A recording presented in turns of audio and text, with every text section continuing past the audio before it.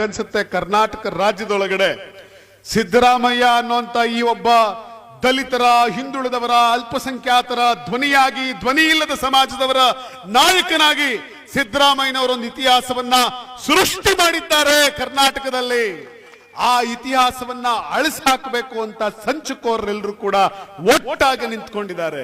ಸಿದ್ದರಾಮಯ್ಯನವರ ವಿರುದ್ಧ ಷಡ್ಯಂತ್ರ ರೂಪಿಸ್ತಾ ಇದ್ದಾರೆ. ಸಿದ್ದರಾಮಯ್ಯನವರ ವಿರುದ್ಧ ಸುಳ್ಳುಗಳನ್ನು ಹರಡಿಸ್ತಾ ಇದ್ದಾರೆ. ಸಿದ್ದರಾಮಯ್ಯನವರ ವಿರುದ್ಧ ಅವರು ಜಾತಿಯ ಬಣ್ಣವನ್ನ ಹಚ್ಚುವಂತ ಪ್ರಯತ್ನ ಮಾಡ್ತಾ ಇದ್ದಾರೆ. ಯಾರ ಒಟ್ಟಾಗಿ ಇವತ್ತು ಸಿದ್ದರಾಮಯ್ಯನವರು ಬೆನ್ನಿಗೆ ನಿಂತಿದೆ. ಹಿಂಗಾಗಿ ಸಿದ್ದರಾಮಯ್ಯನವರು ಅಂದ್ರೆ ಬದ್ಧತೆ, ಸಿದ್ದರಾಮಯ್ಯನವರು ಅಂದ್ರೆ ಹೋರಾಟ, ಸಿದ್ದರಾಮಯ್ಯನವರು ಅಂದ್ರೆ ಅಹಿಂದ, ಸಿದ್ದರಾಮಯ್ಯನವರು ಅಂದ್ರೆ ಹಸಿದವರ ಗೋಳನ್ನ ಒರೆಸುವಂತ ಒಬ್ಬ ಮಹಾನಾಯಕ. ಸಿದ್ದರಾಮಯ್ಯ ಅಂತ ಅಂದ್ರೆ ಸಂವಿಧಾನದ ಬದ್ಧತೆ, ಸಿದ್ದರಾಮಯ್ಯ ಅಂತಂದ್ರೆ ಸಮಾಜವಾದ, ಸಿದ್ದರಾಮಯ್ಯ ಅಂತಂದ್ರೆ ಹೋರಾಟ, ಸಿದ್ದರಾಮಯ್ಯನವರು ಅಂತಂದ್ರೆ ಶಕ್ತಿ, ಸಿದ್ದರಾಮಯ್ಯನವರು ಅಂತಂದ್ರೆ ಉತ್ಸಾಹ, ಸಿದ್ದರಾಮಯ್ಯನವರು ಅಂತಂದ್ರೆ ನಿಮ್ಮ ಈ ಹೇಡಿತನದ ಅಪಪ್ರಚಾರದ ವಿರುದ್ಧ ಕರ್ನಾಟಕದಲ್ಲಿ ಮುಳುಗ್ತಾ ಇರುವಂತ ರಣಕಹಳೆ ರಣಕಹಳೆ ರಣಕಹಳೆ. ಸಂವಿಧಾನ ಉಳಿಬೇಕಾದ್ರೆ ಮುಗಿದಿದೆ ರೀ.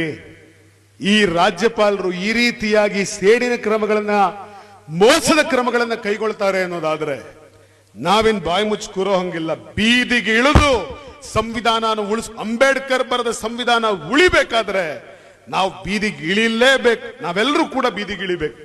ಬೀದಿಗಿಳಿದು ಹೋರಾಟವನ್ನ ಕಟ್ಟಿ ಸಿದ್ದರಾಮಯ್ಯನವ್ರನ್ನ ಉಳಿಸ್ಕೊಳ್ಳುವಂತ ದಿನ ಬಹಳ ದೂರ ಇಲ್ಲ.